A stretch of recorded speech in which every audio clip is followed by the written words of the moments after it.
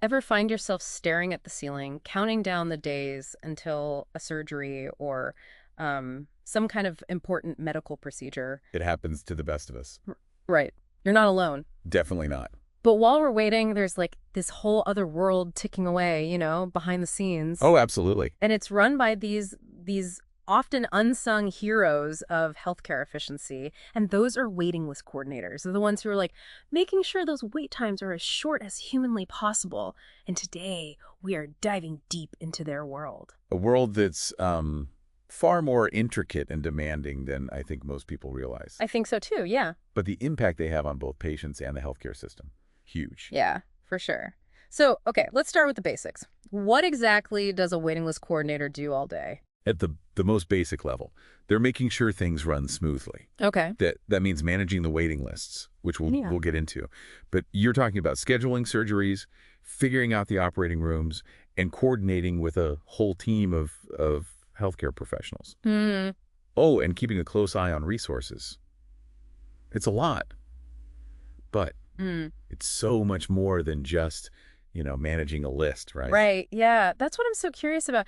The sources that you sent, they paint like a much more dynamic picture than I imagined. We can imagine. It's like 1 minute they're calming down an anxious patient, and then the next they're handling the schedule of busy surgeon. And then in between all of that, they're making sure that the operating rooms are like totally good to go. It's a fast-paced environment, that's Yeah. for sure. It's like they're like orchestrating a high stakes ballet or something, but instead of to-dos, we're talking, scalpels and those surgical gown. That's a great way to put it. And we can't forget the impact, right? Mm. The source material highlights this clear link between a skilled coordinator and, well, everything.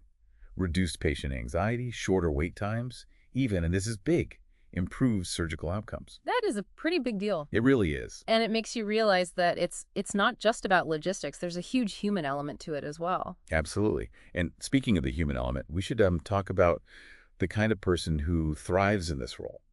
Because it takes a unique blend of skills and personality traits to excel as a waiting list coordinator. When I think waiting list coordinator, I picture someone like super organized, really good on the phone, Right. like a whiz with spreadsheets. Oh, for sure. But the stuff you shared makes it seem like it's a lot more than that. It really is. You're right about the organization, communication, those are key. But there are some surprising things on that list, too. Things you might not expect. Like what? Give me the inside scoop here. Okay, so RoleCatcher, they say persuasion and negotiation are super important. Really? Yeah. Yeah. And it's because, well, remember, they're not just handling, like, a list. It's people, right? That's true. Each with their own needs, their anxieties, all of that. Yeah, yeah. So say a waiting list coordinator needs to maybe persuade a surgeon to fit in an urgent case, Mm.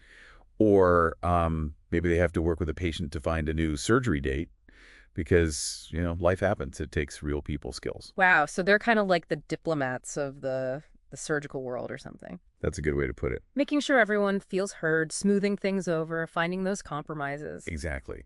And then on top of that, they need empathy, like real emotional intelligence. Oh, right, right. Because think about it, they're often the first person a patient talks to.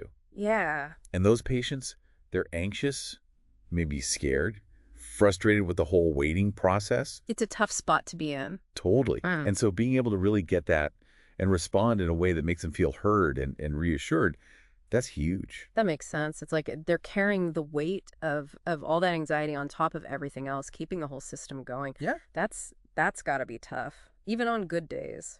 It can be. Yeah. And that actually brings us to some of the harder parts of this job. Because, yeah, it can be really rewarding, but it's not without its downsides. Yeah. The sources were pretty honest about that. The cons list, Right. high stress, long hours, the possibility of burnout. Seems like you need to be pretty tough to handle all of that every day. You really do. Resilience is key. But I think one of the biggest challenges they talked about was the limited opportunities to move up. I can see that. Like, it seems like this weird thing where you get all this amazing experience, you become an expert, but the traditional career path, it's like there's not many places to go from there. That's a good point. I mean, you'd figure with everything they do, with how much healthcare needs people, that there'd be more room to grow, right? You would. And honestly, healthcare is still kind of figuring out how to best utilize people in this role. Mm. However, there are some cool alternative paths popping up. Some waiting list coordinators, they're using what they know to get more senior positions, Oh, okay. like becoming an operations manager or even a healthcare administrator. So it's less about moving up and more about moving out. Right. Finding those new ways to contribute, using their skills in different ways within healthcare. Exactly. And healthcare is changing so fast. Who knows what kinds of opportunities are out there for people who are good at this job? Okay, so we've talked about the skills, the challenges, even some career stuff, but I'm curious about the tech side of things. With all the changes happening in healthcare, how is technology impacting what waiting list coordinators do?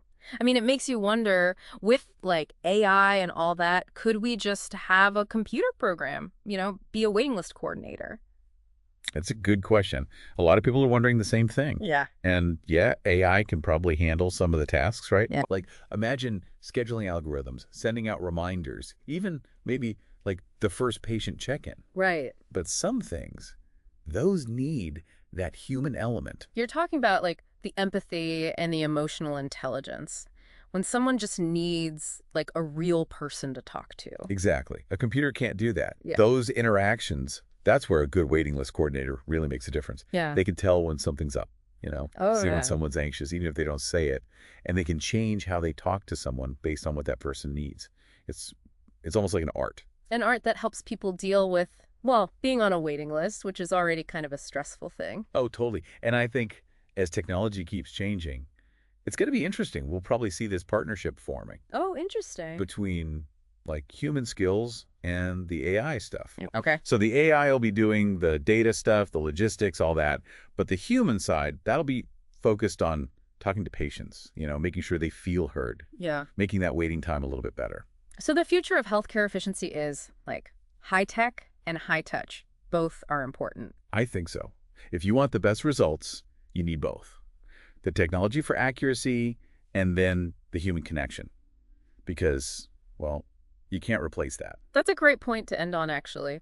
We spent all this time talking about waiting list coordinators, a job that honestly most people don't think twice about.